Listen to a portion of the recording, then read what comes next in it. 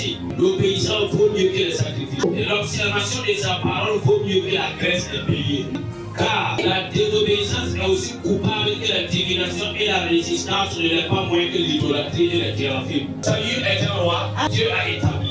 Cet homme-là, il va rencontrer un prophète. Le prophète va le dire, il est sorti chercher des animaux qui va diriger les hommes maintenant. Il ne comprenait pas. Il n'y avait pas quelque chose de ce genre dans leur famille. Il n'existe pas de roi dans toute l'histoire d'Israël. Mais pour la première fois, une prophétie est venue dire qu'il y aura un roi. Donc l'histoire ressemble à ça. Amen. Amen. La Bible dit, Saül a reçu la prophétie. Dieu lui a dit, tu vas aller rencontrer des gens qui prophétisent. Arriver au milieu de toi-même.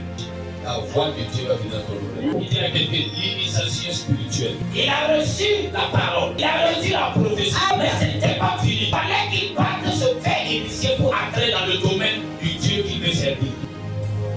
Dieu dit, Saül, tu vas devenir un roi. Wow, félicitations. Maintenant, Dieu peut-il travailler avec quelqu'un sans que la personne ne quitte du monde naturel pour venir au monde spirituel? Ce n'est pas possible. Dieu ne peut pas travailler avec vous si vous n'êtes pas devenu spirituel comme lui. Donc, Saül était d'abord charnel. Donc, il cherchait les âmes de son père de façon charnelle. Samuel sait que le type là est charnel. Donc, le dit une belle prophétie comme ça, et le laisser rentrer à la devenir roi. Il ne va jamais devenir roi. Le prophète dit, pour que la prophétie s'accomplisse, doit passer par un appareil qui transforme les hommes en esprit. Et la Bible dit, l'appareil est appelé un groupe de prophètes. Seulement arrivé au milieu de ces gens, il va devenir un esprit en même temps. Pour entendre maintenant la voix de Dieu.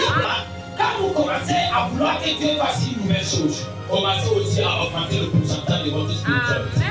Chaque jour, les œuvres de notre chien se manifestent. Dieu, ce qu'il veut maintenant, qu'on soit capable de développer notre être spirituel au point que chaque jour que les œuvres spirituelles aussi se manifestent. 1 Samuel 10, verset 6. Et puis l'Éternel te saisira et prophétisera avec eux. Et tu seras changé. Changé. Tu vas devenir quelqu'un d'autre que ton père n'a pas connu. Dis avec moi, où est le changement? Un homme que les gens n'ont pas connu. Un homme qui est devenu esprit. Alléluia. Amen. Allez, vas-y. Surtout les toi Jésus. Donc, Tu dois être changé. Dieu a laissé Saül, mais Saül était toujours appelé roi par les charnels et non par les esprits. Écoutez bien. Samuel a dit au verset 22, l'obéissance vaut mieux que les sacrifices. L'obéissance à quoi? C'est quoi? La foi, non? Oui. Regarde, la foi et la parole, c'est pas la même chose. Et moi, je vais ajouter, l'obéissance conduit au sacrifice.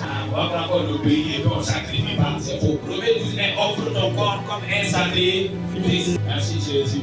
Quand j'obéis à Dieu, quand on met dans des sacrifices, Dieu va dire, ne fais plus ça, ne fais plus ça, ne fais plus ça.